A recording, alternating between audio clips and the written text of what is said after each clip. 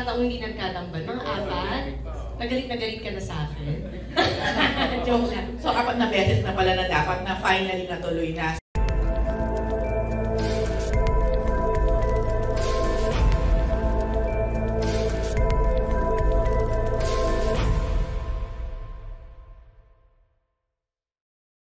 Yan, kayo ni Gabby, alam naman ng lahat, di ba? Supposed to be ilang years ago ba to? Ilan na ba tayong pagkakataong hindi nagkatambal? Mga apat? Na galit ka na sa akin? Joke lang. So, apat na beses na pala na dapat na finally natuloy na. So, how was it naman working with the Gabby Concepcion? Napakagaang katrabaho ni Kuya eh. Para kumbaga sa pagkain, walang tulak kabigin sa kanya. Napakabait katrabaho, napakagaang katrabaho. Tsaka yung mga moment namin, mahilig siya mag-joke eh. So, ginagawa niya light talaga yung mga pagkakataon. Tapos yung mga pagkakataon na na-appreciate ko siya na pinag-uusapan namin yung mga buhay-buhay namin. Nasabi ko ay, kaya ang tanong, kung meron ka man gustong isang cast sa inyo na gusto mong maging magpalit kayo for one day, sabi ko siya, kasi nakita ko kung gano'n niya kamahal yung pamilya niya at yun na-appreciate ko sa kanya. Napakabuti niyang tao. So, how was it working naman with the Gabby at Iverman? Kasi Gabby. Gcash mo na lang,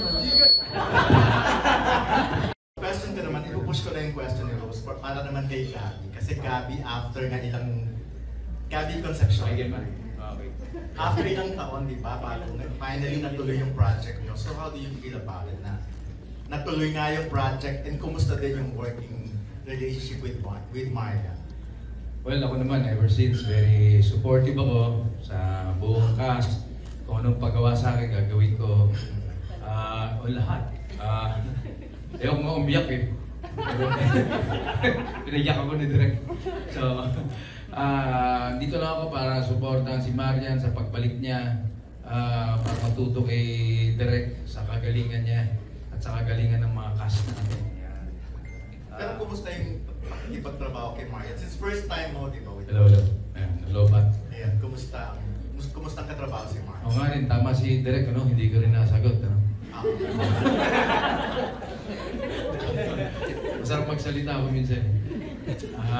Masarap kasama yan dahil parating nagpapakain yan. Napaka-generous niyan. Oo. Talagang ano siya, nanay sa pamilya talaga, lahat yan napakakain niya. So, Marian, maraming salamat sa iyong kabaitan sa amin lahat. Masaya, hindi naman sa amin. Masarap ka trabaho. Ano pong reaction niyo when you found out you'll be working with Marian Rivera and Sir Gabby Concepcion? And ano sa tingin niyo yung special sa sa working chemistry nila? Ako siya, na-post ko na to sa Facebook eh. Na-like na ng marami. Charot.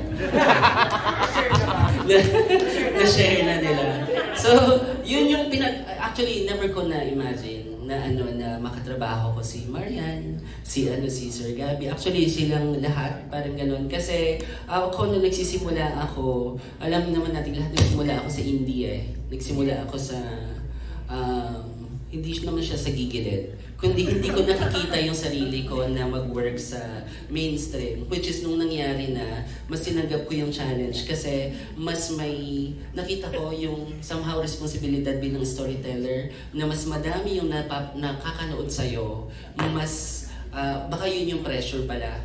Mas may pressure sa'yo na magpakita sa kanila ng maayos, ng maganda. Lalong-lalo na syempre si Marian yun, ang dami-dami niyang followers.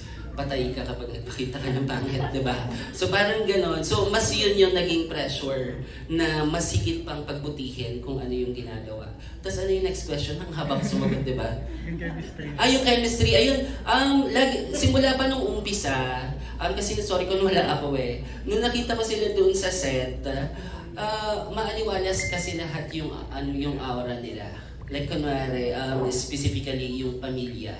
Na pag nakikita mo sila, parang nakangiti ka lang talaga. Parang gano'n. Na ang aliwalas, ang liwaliwanag ng paligid, na mas bagay sila doon sa show, doon sa series, doon sa kwento mismo. Mas yun yung lagi kong nararamdaman. Na kapag dumarating sila or pag nakikita mo sila, alam mo yun, yung napapangiti ka lang or parang umaaliwalas, lumiliwanag yung lahat. Yan.